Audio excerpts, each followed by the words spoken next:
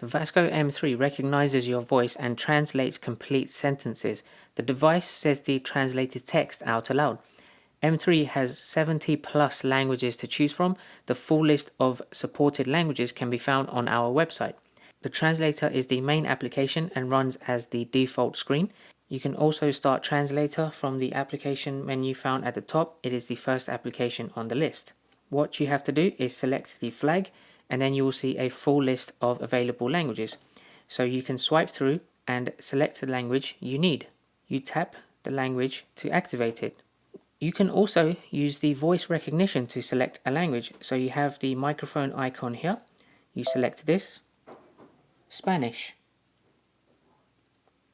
You'll get a selection.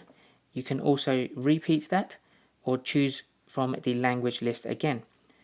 So I will select Spanish. If you select the flag and go back to the list, you will notice that there are some languages with a crossed out speaker icon next to them.